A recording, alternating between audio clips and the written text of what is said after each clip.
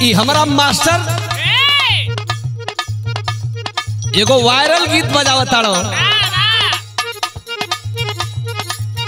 ई love story का matter बा। प्यार आजकल पैसा पे होता है अंजय। प्रेमी प्रेमिका प्यार कैले बड़ो सो, शादी का डेट भी डाल दिल बड़ो सो, लेकिन ब्याह से ठीक एक दिन पहले वो प्रेमिका पैसा पर प्यार करे वाली प्रेमिका ए सोनू भाई वो अपना प्रेमी से कह दिले कि मैं तुमसे शादी नहीं करूंगी। लइको हमारे ने झनका हवा रहल कलश की जो जहा मन करे तहा जो। हाँ कहता लइका जैबी तो जो हमारा गम नहीं हो,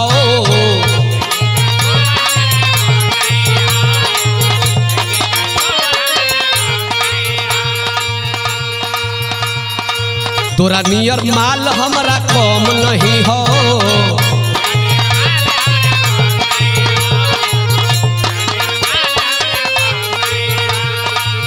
जो जाइबी तो जो दूसरा से बियाह कर लिए हम जानत हन केवलो से फसल बड़ी। कहता अरे पिया संगे सुती है बीतई है दिन राती, बीतई है दिन राती, तोरा फाटे लगतौ छाती रे साथी काल तो बाराती रे साथी।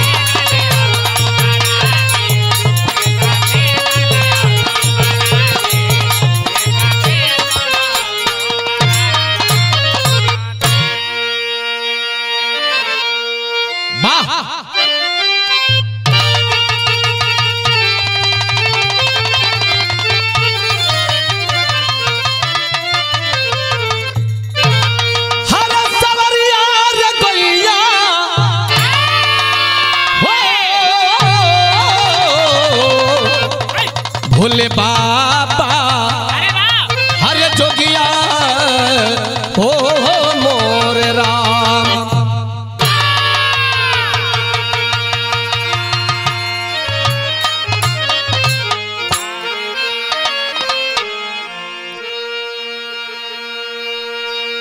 अच्छा बाबूजी लोग, हम बिरहा गायक राम कुल यादव एवं पूरे टीम के ओर से बिरहा सुनने वाला भगवान स्वरूप श्रोता बंधु लोगन के बहुत बहुत प्रणाम। ई बिरहा यार भी स्टूडियो भीमपुरा बलिया में रिकॉर्डिंग होत बा, जो ने बिरहा का शीर्षक बा अय्यास लड़की। भैया हो ई जब से मोबाइल चल गई न लइका लइकिन का अय्यासी बढ़ गई। एगो अय्यासी लड़की का बिरहा, एगो अलग ढंग का बिरहा, कोई काल्पनिक कहानी नहीं, हकीकत कहानी। अय्यास लड़की कानपुर कांड जो ने बिरहा का शीर्षक बा। भूमिका में भाव लगल मास्टर।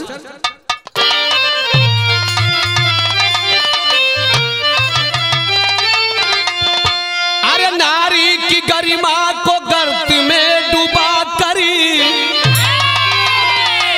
मदहोश में देखती है करोड़ों का सपना, जिसका झुकना झुकाना यही काम है, कोई भी कुछ कहे काम करती है अपना। अरे निहित में नियत से वो बर्बाद करके नजरों में हरदम वो करती कल्पना। कभी श्याम लाल की दिल की धड़कन बन करी, लोग लालच में आकर पसरती है खखना।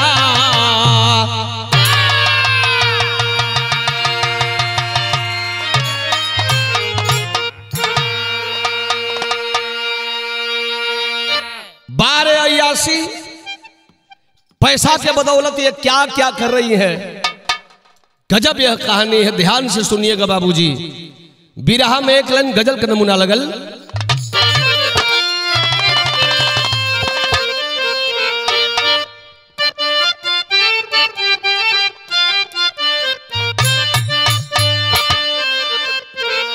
नकाबे हुस्न मुसलसल उठाई जाती है।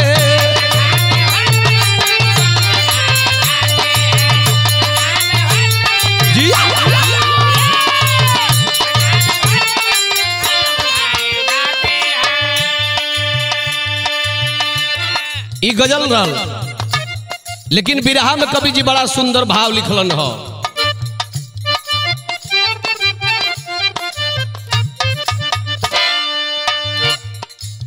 जवानी जंग जिसको झंड बनाई जाती है।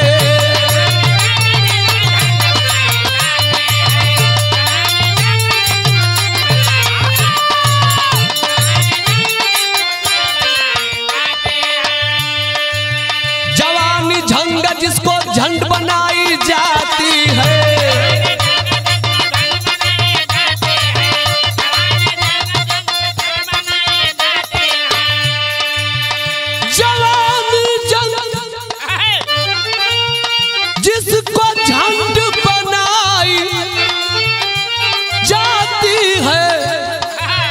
बनाई जाती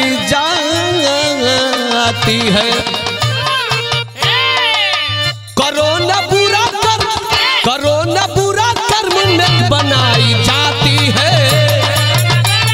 नेक बनाई जाती है।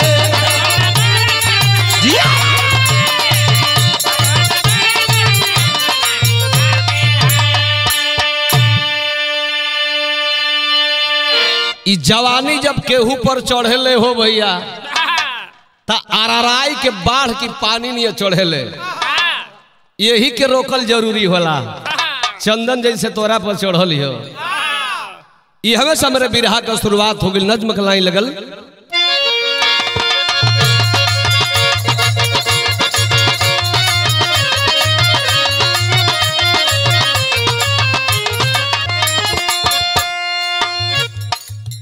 जिला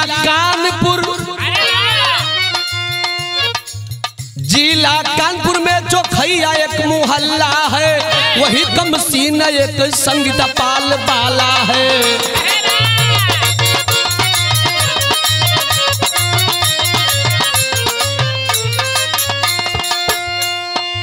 जिला अकबरपुर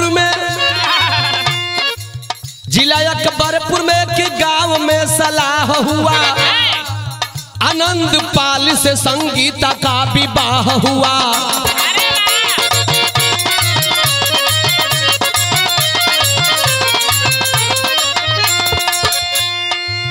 आनंद पाल अपना धंधा किया करते हैं, सुंदर नारी मिली जिंदगी से डरते हैं।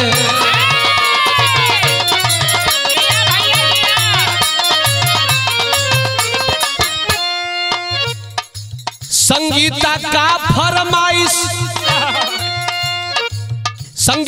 फरमाइश पूरा न कर पाता है, दुल्हन की बात अपने दिल ही में छुपाता है।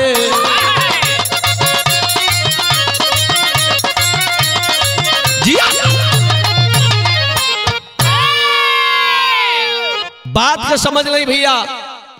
जिला कानपुर के अंतर्गत चौखैया गांव का रहे वाला एक बड़ी खूबसूरत लड़की है, जिस लड़की का नाम है संगीता पाल। मोबाइल से मोहब्बत करती है एक लड़के से, जिस लड़के का नाम है आनंद पाल। आनंद पाल से बातचीत भइल, परिवार के राजी खुशी से संगीता पाल और आनंद पाल की शादी हुई। ए बाबू, संगीता दुल्हन बन के हो आनंद पाल के घरे जब आइल बड़ी, सुघर मेहरारू पा के आनंद पाल डेरा तन रोज पर रोज हर रोज फरमाइश पर फरमाइश करताड़ो। धीरे धीरे धीरे धीरे 6 महीना बीतल। अब तो कह जाला कि हर कल मानी पर कल नहीं मानी। इ तो मोबाइल से पट के बियाह कैले रहल आनंद पाल से। ए भैया बियाह तो कैले बे लेकिन अब ओकर मन करता भागे के।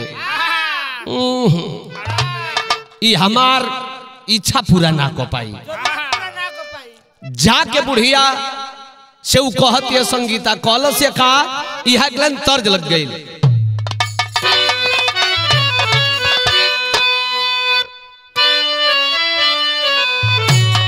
जिया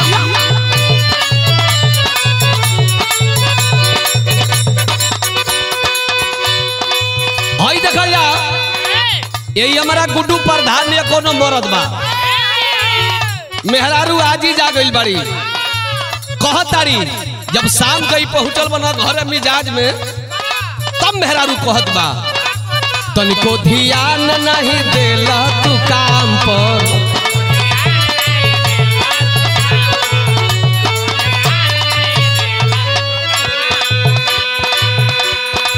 लड़की पटावता इंस्टाग्राम पर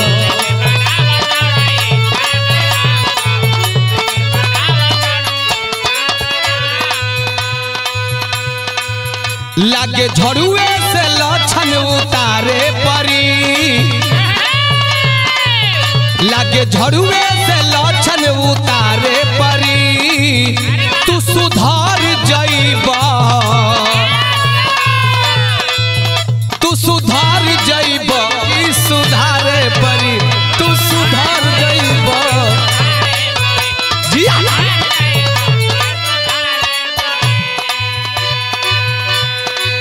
हई देखा संगीतवा आनंद के माई के लगे जाइल चाहती है इल्जाम लगावल चाहती है का कहे संगीता लगवली आनंद के इल्जाम पर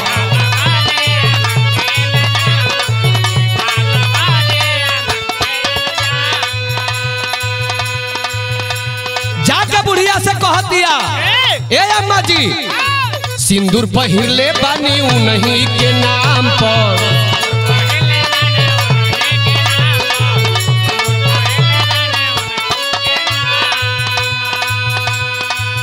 लागे हमरे के बतिया उभारे परी लागे हमरे के बतिया उभारे परी जाके कही कि हमरे उधारे परी जाके कही कि हमरे उधारे परी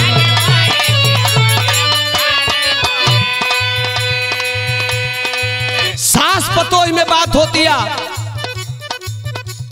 बुढ़िया बतियाओ तड़के बेटी हमारे कहीं लइका हो जवन हमार धन बा तेवन कुल तोहरे बा कैसन नाराज बड़ू काहे कहतालू कि तोहरे लइका के नाम का सिंदूर पहले बड़ी का कमी बा हमारे बेटवा में देखा संगीतवा कहती अपना सास से का कलस अरे जरिए का छक्का बारन ए अम्मा जी जरिए का छक्का बारे हमरो साजनवा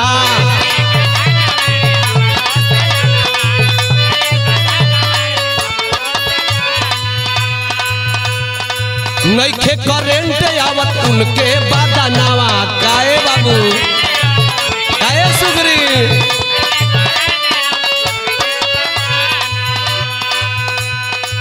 त लागे हमरे के इज्जत उतारे परी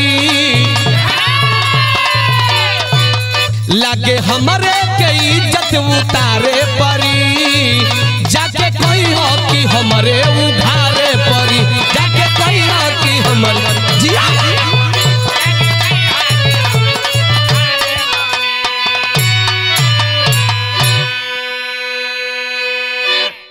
आज सास से संगीतवा कलश की अम्मा जी आखिर आपका बेटा हूं आप कहिए न पाई ऐसन रहन ऐसन इनकर जवानी रही तो ए अम्मा जी हम रहब नहीं हमके हिस्ट पुष्ट मरद चाहिए ऐसन बिना करंट वाला नहीं चाहिए। बुढ़िया के दिल में डर हो गई कलश की बेटी जो मत हमारा अकाउंट में 3 लाख रुपया बा, अब हम तो के देता नहीं। ओके सुई दवाई कराओ, ओके कुल कराओ तू, और ही हम कर्जा को हम काट के दे, लेकिन तोर मरद है। बिरहा सुने वाला भैया लोग, बुढ़िया 3 लाख रुपया उतार के अब पतो ही के दे दिया। ई बुढ़ो को ही ना जनली कि जवानी में 3 लाख रुपया के हम दे तनी तो का करी। 3 लाख रुपया ले से 1-2 दिन रहल, करी बात गायब, जाके दूसरा जगह रूम ले लस भाड़ा पर। अब ओके मरद चाहता हिस्ट पुष्ट, लगल फेसबुक पर इंस्टाग्राम पर अपन फोटो डाले, मुझे मर्द चाहिए बढ़िया। अच्छा तब फेसबुक पर पटल के यहाँ तर्ज लग गई।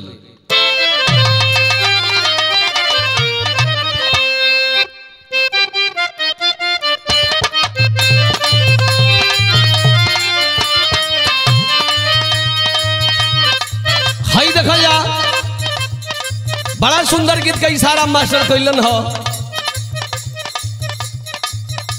फेसबुक और इंस्टाग्राम का जमाना हो गई, मोटरसाइकिलिया पर चल तड़ी स तबो 60 वीडियो बनाव तड़ी स। वैसे कौन इंस्टाग्राम चलावे ली रहल, मरद ओकर तनी अनपढ़ किस्म के रहल, तनी बनी पढ़ल रहल लेकिन कम पढ़ल लिखल रहल आ तेज रहल। ओकरा मोबाइल पर एक दिन हिंदी में कोनो लिख के भेजले बा, हाय हेलो। अंग्रेजिया तो ना पढ़ पावे प्रधान जी, लेकिन हिंदिया पढ़ ले हलस, मरलस खींच के झापड़, मूर्छा खा के गिरली है। राजा जी काहे मरली है तो कहता,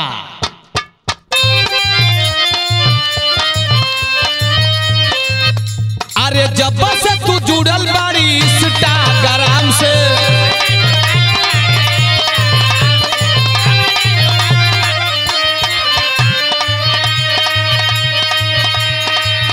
अरे हल्लो रजायावत ते नया नया नाम से,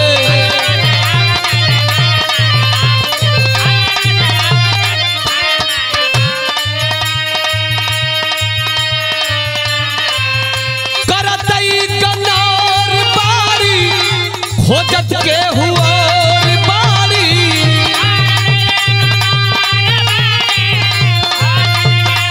जिया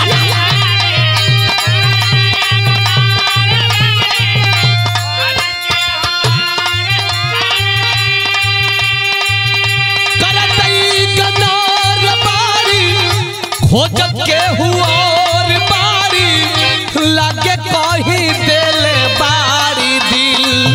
कबू कह दिया अरे मारी चाटा कनवा कनवा, सुन कैला राजा जी, अरे अपना बनाइब कबोरील, मारी चाटा कनवा कनवा, सुन कैला राजा जी।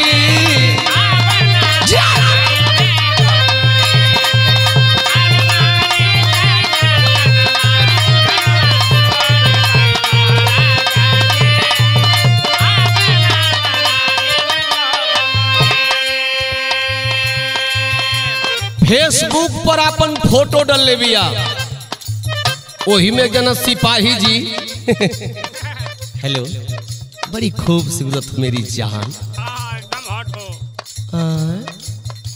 ये वर्दी पहना है, मुझे पसंद कर रहा है, कैलस या का? अरे संगीता पटौले दिया दूसरे अपनी जाल से,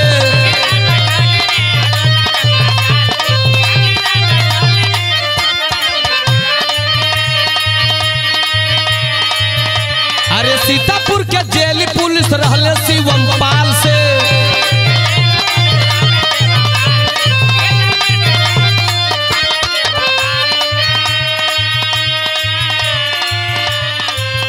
करत जाल साजी बारी, मरल सुघर बाजी बारी,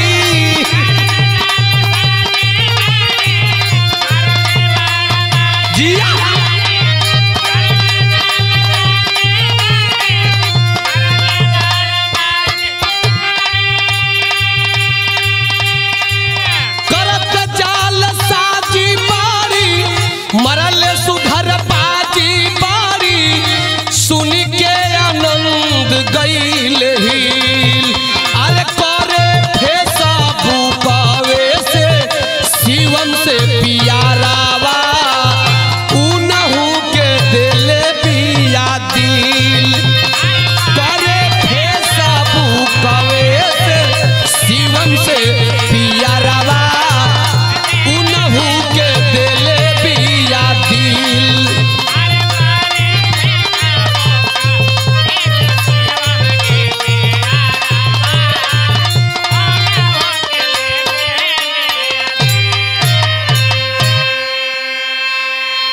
भैया फेसबुक पर बात होके लगल, नंबर लेन देन हो गई, फोटो भेजे लगल, वो सेल्फी भेजे तड़ी अपन, यो सेल्फी भेजता।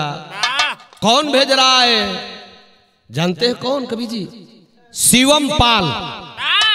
शिवम पाल वो कौन है? शिवम पाल सीतापुर जेल का एक सिपाही है जो इस संगीता के बगल के गांव का रहने वाला है। सोच गया कि मैं कुंवारा हूं, मैंने तो मोहब्बत पहले भी करना चाहता था इससे, लेकिन ये न कर गई। आज चानस मिलल बा, छोड़म ना। देखम मोहब्बत दोनों करे लगल तो भइल का अंतरा का भाव लगल मास्टर। पर कल जवानी वही अभी 10 दिन पर छुट्टी लेवे लगल, के लेवे लगल? शिवम पाल सिपाही करे का लगल। पर कल जवानी वही से जिया पर आवे,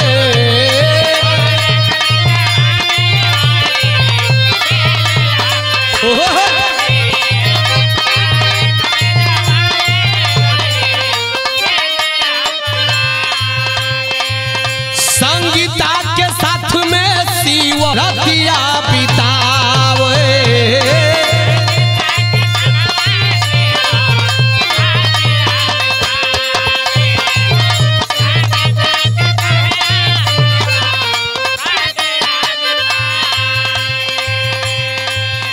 वीडियो बनायली हली, मोहरा बनाय दिहली,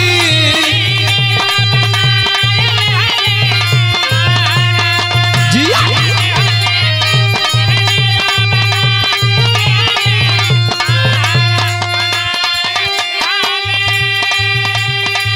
अरे वीडियो बनायली हली, मोहरा बनाय दिहली, मांगे 10 लाख भइल दिल, और करे फेसा बुकावा से शिवम से प्यारावा, उनहु के दिले बिया दिल।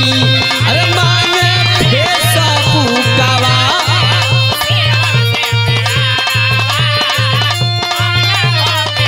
दिले बिया दिल।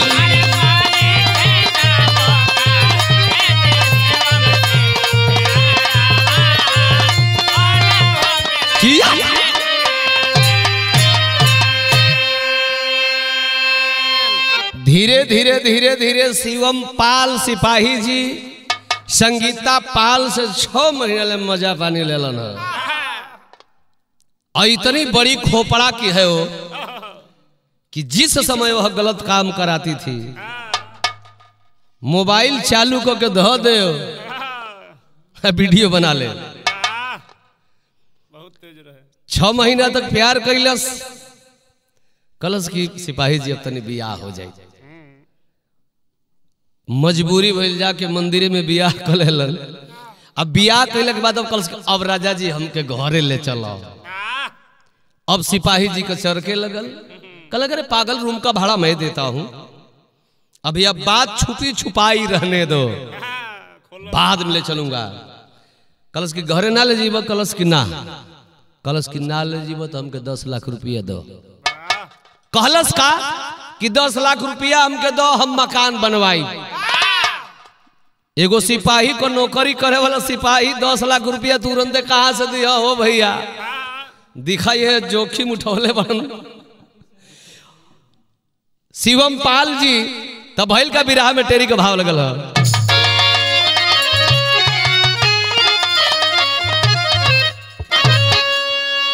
आजू कहत या संगीतावा, अरे नौकरिया अरे जीव के काल बन गई, अरे वीडियो वायरल करब सुना रही घरिया।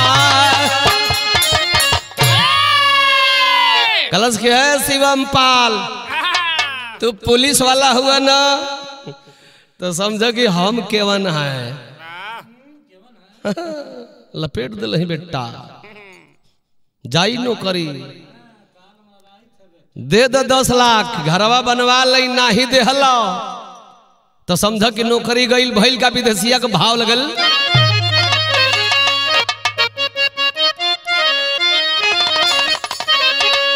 तो मंगली 10 लाख झंखे शिवम सिपहिया हो। अरे इसका बाजी महंग पड़ल उनकर तड़प परनवा। कहे शिवम संगीता रानी ऐसन काम करी हो जानी। अरे इज्जत मटिया बेटी होई उनकर कापेला बदनवा। इज्जत के बदले कुछ दे के मामला शांत करे। शिवम सोचे देखल नहीं हम ऐसा न जननवा। प्यार तो बड़ा सबके वो कह लेता लेकिन ऐसा प्यार करे वाली जिंदगी में नहीं मिलले भाई। गांठ मार देते बात में फसल हुआ कहाँ से 10 लाख दई। अब एक दिन अपना जेलर साहब के लगे गई कहला कि सर बहुत हमसे गलती हो गई है, मुझे चैन नहीं मिल रहा है, मैं गरीब घर का लड़का हूं, बस सिपाही हूं, घर पे भी पैसा देना है। साहब एगो गलत लड़की से हमार संगत हो गई, वो मेरा वीडियो बना ली है, वायरल करने के लिए बोल रही है, क्या करूं? जेलर साहब कहला कि क्या करबे, कोनो उपाय लगाओ, कुछ दे लेकर के रफा दफा करो वरना तुम्हारी नौकरी खतरे में है। अच्छा कुछ दे लो, कुछ बाद में का बहाना बनलो कि बाद में दे, मैंने 1.5-2 लाख दे ले हूँ, ले के अस्थिर कलश के चल कुछ तो हाथे लगल। अब साइड दूसर धरती है कि कर धैलस। अब फेसबुक पर फोटो देखी अभिनय यादव पर हाथ मरली, अरे चंगुल में फंसावे लगली एगो पुलिस का जवानावा। फिर अपना फेसबुक पर फोटो डाले लागल, नंबर डाले लागल, फंस गया हमारा गाजीपुर के एगो सिपाही के विनय यादव जी, कमालपुर गाजीपुर का रहे वाला। लपेटा में जब अलन है तो तरज बदल गई।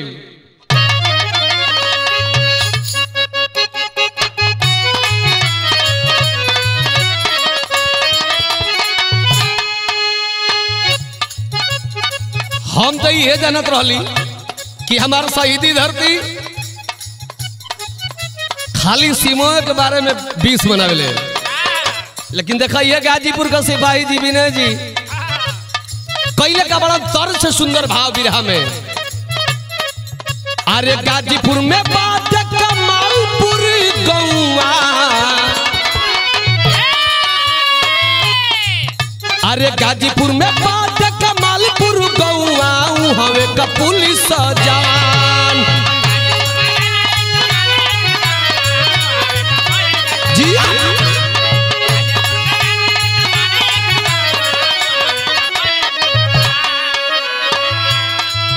MP शाहजहानाबाद तय ना कर रहले हो, पड़ल आफत में परान। MP शाहजहानाबाद तय यार रहले हो, पड़ल आफत में परान।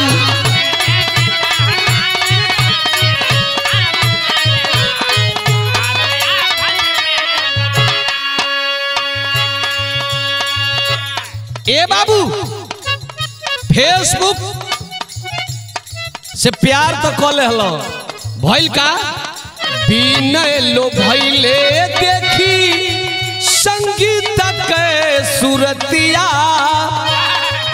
लागत बनवल भगवन तोहर गढ़ी के मूर्तिया।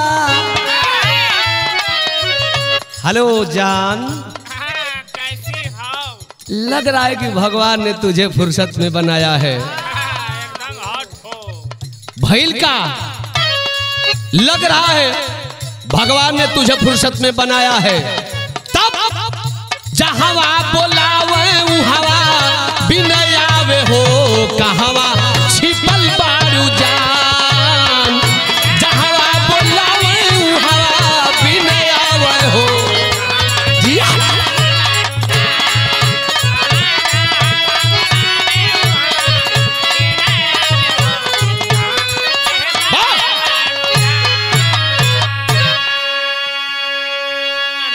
पहले तो रूम पर नहीं जात बा बिना सिपाही, कुछ दूर होने से ऊ आवे, कुछ दूर होने से ऊ जाओ, बीचे रास्ते में कहीं होटल में अपन जिंदगी बिताओ। सर छुट्टी जब मिली है विनय यादव को तो ये सिपाही जी कहले हका बिरहा का आखिरी तर्जबा।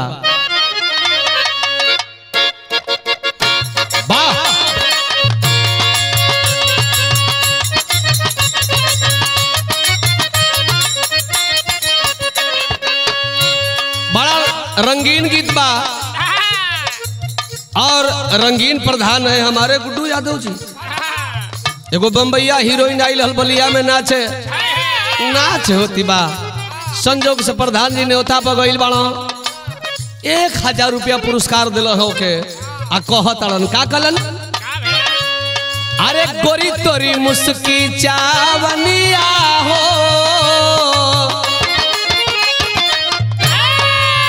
गोरी तोरी मुस्की चावनिया हो, बागी बलिया हिलावे, बागी बलिया हिलावे।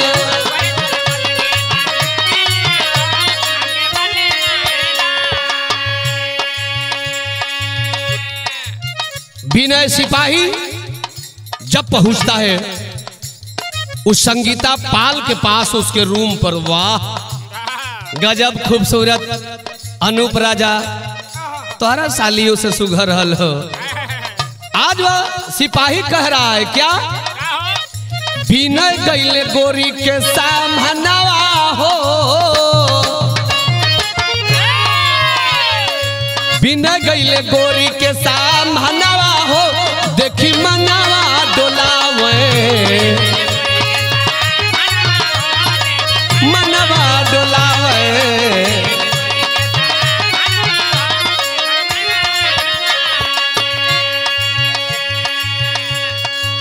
विनय प्यार में इतना पागल भइल हो प्रधान जी, कहतन कि बोलन न ये जान 5 बीघा लिख दे का, हमार तो मन करता कि तोहरे से बियाह कर लेते। ऐसा कि अहिर गणेर तो कुल कह होलन, बिरदरे बाड़ू कुरिया कुल हमरे हो। प्यार के जाल में फंस गया सिपाही, लेकिन संगीता पाल वो अय्यास लड़की करने क्या लगी,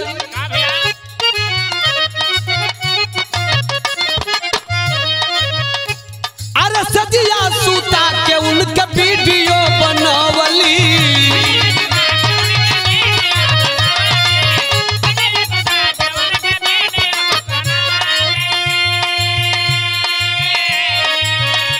अरे शादी करब तोहरे से उनके फसवली,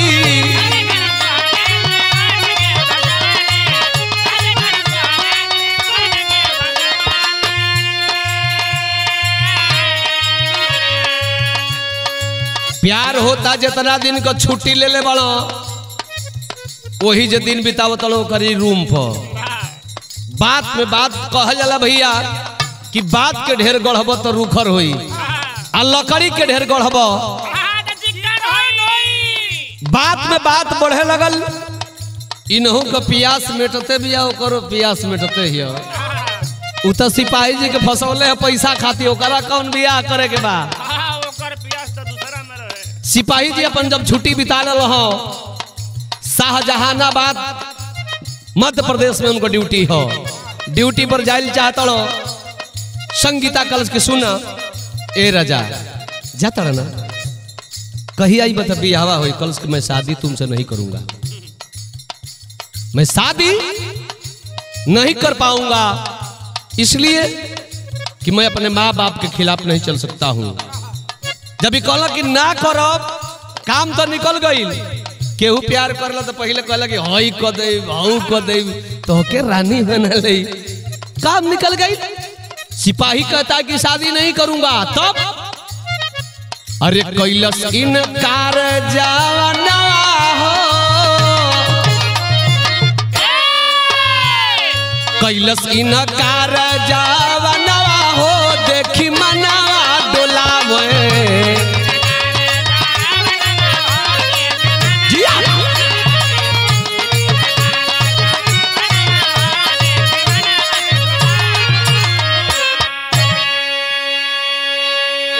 ए भैया कहलस की जादव जी है जौन चनिया कटल एकर फीस हमार हो गई 15 लाख रुपया। बड़ा तगड़ा फीस बहो। 15 लाख भइल। देखो भैया आम नागरिक तो आम नागरिक सिपाही लोगन का हालत बा। कलश की 15 लाख भइल। ए राजा दे द कहला कि नहीं दूंगा। कलश तो मोबाइलिया खोल के कलश तो हई वीडियो देखला। जितना दिन ये दोनों संबंध बनाए थे उतने दिन वह वीडियो बनाई है। कलश की हई देखा वीडियो, हई देखा कह दे वायरल लटक जीबा बेटा जईबा जेल। अब तक गन गन गन गन गन गन गन गन गन गन गन गन विनय यादव कांपे लगलन। होप का करियर यार 15 लाख रुपया मांगत हो। बड़ा धर्म संकट में विनय यादव सिपाही। तब भइल का बाबू बिरहा में अल्लाह का भाव लगल।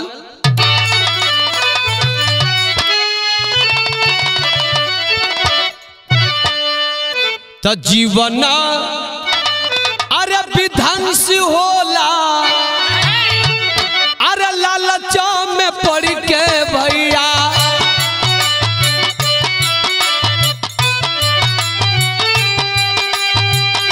पैसा के चलते बनल संगीत हो छिनारी। अकबरपुर आनंद जब पवले खबरिया बाबू अरे खुशियां में झूमे लागल पूरा परिवार।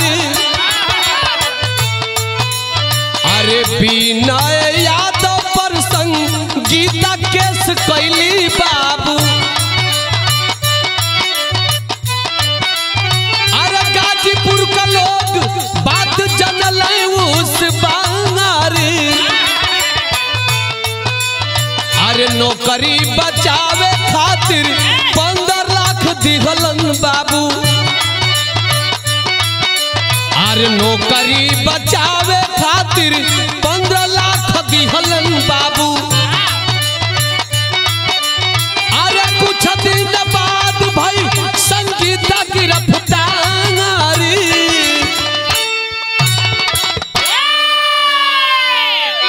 इज्जत मान सम्मान और नौकरी के डर से वह गाजीपुर कमालपुर का विनय यादव 15 लाख रुपया दिया दंड में दे दिया। लेकिन संजोग से जब उसकी एक दिन मुलाकात हुई जो पहले सिपाही फंसा था अभी तो 2 लाख दे के जान बचौले हुए। संजोग से दोनों सिपाही की पोस्टिंग एक जगह जब हुई बात करने लगे। बात जब फूटी अब बात जब फूटल ये दोनों सिपाही अब है तैनात जब हिलन ह जाय के वही संगीता के नाम से फैयार कैलन ह किसका ये धंधा है, ये धंधे वाली है, अच्छे लोगों को फंसाती है। अच्छा पुलिस से पंगा लेके तू कहां जाइबू। ये बात का खबर मिली है जब उसके पहले पति आनंद को आनंद की माई के तो वो लोग अब चांप के जोर लगौलन कि हम लोग को 3 लाख लेके भगल। और जब चारों ओर से सबूत इकट्ठा हो गई बिरहा सुनने वाला भैया लोग तो देखा संगीतवा गईल कहाँ खड़ी का भाव लगल।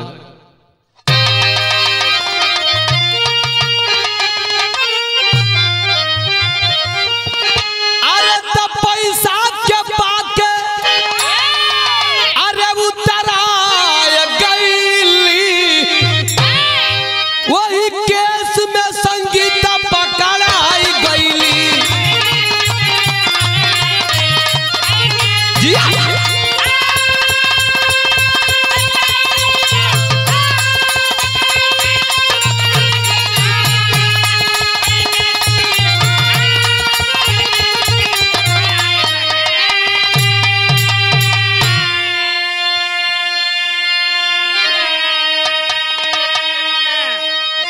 पैसा पाके गोरी उतर आए गईली वही केस में संगीता हो पकड़ाई गईली। उतराइल तो रहली तो जुड़ाई गईली परल हाथ में हथकड़ी तो भइल का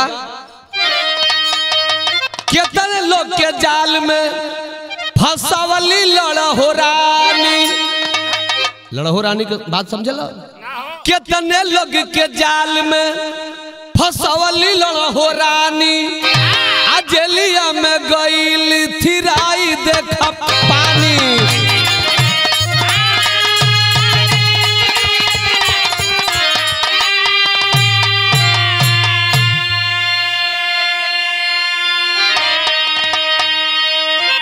वही जेल में बंद भैली हो आ जब बंद भैली हो अब तो महिला पुलिस डंडा लही के काहो लड़हो रानी कितना चढ़ल हो पानी पड़ल मार पहले तो कुल रुपया देली जो बैंक में धैले रहली ओकरे बाद जेल भइल तो भइल का अरे मारे महिला पुलिस तब गन गनाय गईली वही केस में संगीता पकड़ाई गईली जी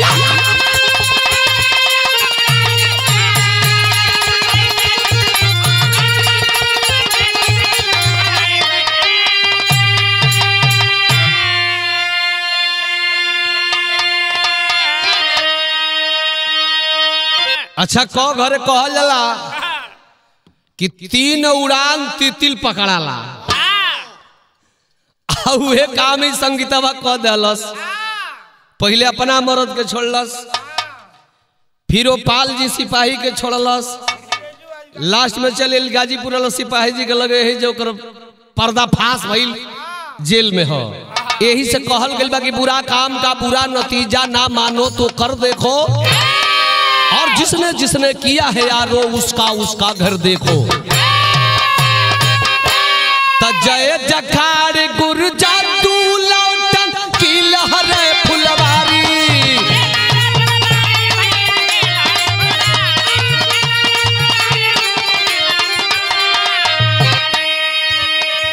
अरे गंगा सागर सुभाष मितवा गुड्डू रामनाथ की तैयारी